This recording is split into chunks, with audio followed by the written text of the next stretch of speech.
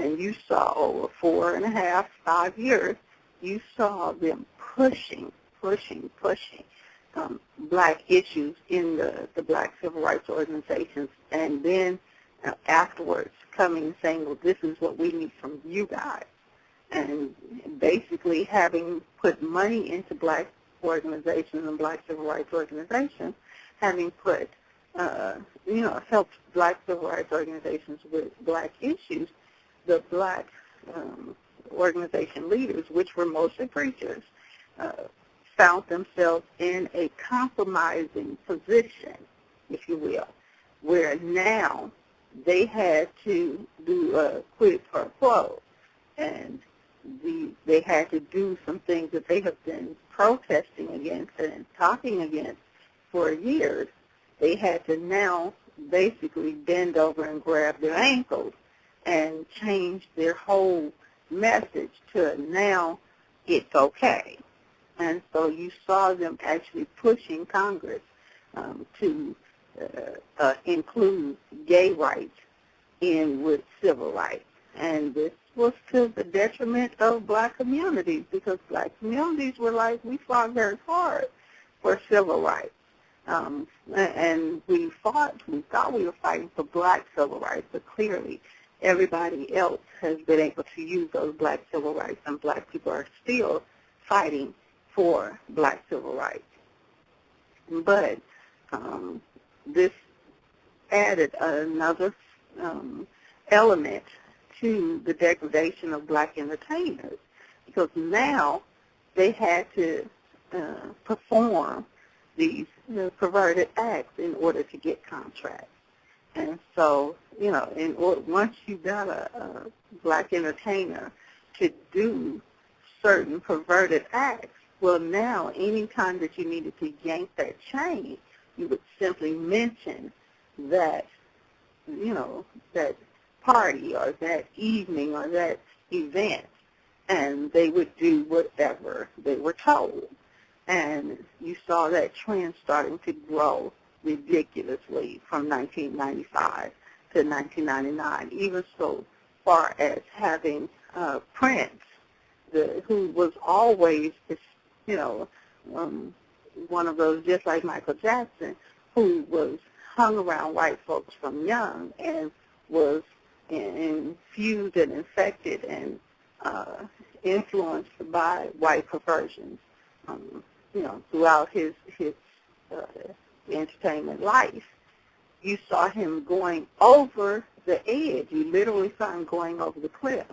And in one show, there was this big deal about he was starting to look like the punk rockers with the mascara and the high heel shoes and all this stuff.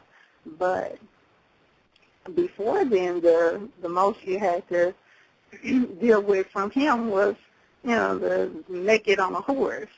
And then you had Purple Rain, where he dressed up in, what looks like women's clothing and high heel shoes. And you saw this change occurring. You saw Michael Jackson and Off the Wall, and you saw these changes happening. By the time you got to Thriller, you saw the mascara, you saw the makeup, you saw the tighter clothes. And then, after that, it just became over the cliff type thing, where you saw him becoming a woman. And the same thing with Prince, you saw him becoming a half man, half woman. And he culminated that in a show where he actually came out on stage in a yellow outfit, I believe it was, with the butt of the outfit cut out. Literally his naked butt showing through some extremely tight yellow pants or a yellow jumpsuit. But at that point you saw that they had been infected mentally to the point where they now had lost their minds. And now you have to worry about the number of black males that are, enamored or admire Prince or Michael Jackson, and are about to be mentally infected by association from these entertainers that had allowed themselves to be purchased and used to infect other males.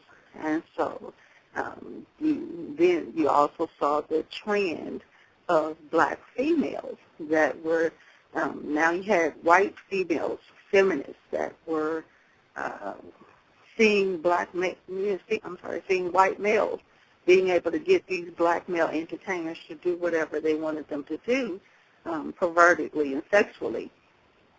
And so white females decided, well, they'll start owning and running film companies and music companies and start hiring black women and paying black women to do the same thing for white women.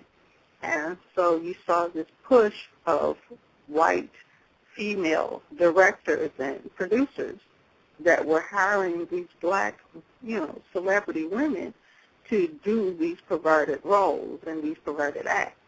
And the theater was always a place where you had to worry about whites infecting blacks with homosexuality. But now it was out of the theater and on the big screen to affect more black people in the black community, especially black young people. And so you talk about the situation that set it off, where it was an excellent movie. While it, had its negative aspects, the movie was a drama. It was very, it's a good movie.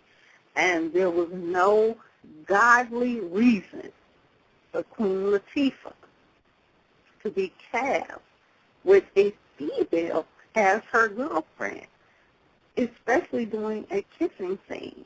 You knew that this had to be something that was infused and infected into her mentally by the director, by the producer. And that image basically opened up a huge floodgate of black women who were against the whole lesbian thing, but was a fan of Queen Latifah. And remember, Queen Latifah, just a few years before, was the UNITY the sister, the strong black woman, the person that, she was a queen, and she only a king is good enough for her. And now they have reduced her with dollar signs and with enough zeros. They have reduced her to just another Sambo, just another pickaninny, just another casualty of the money game of Hollywood.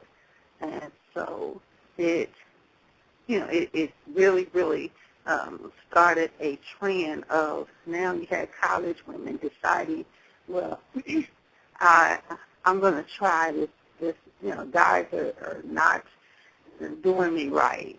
I'm going to, I should try to see what it's like with a girl. And normally it would be like, well, what? You now had other females saying, well, maybe you should.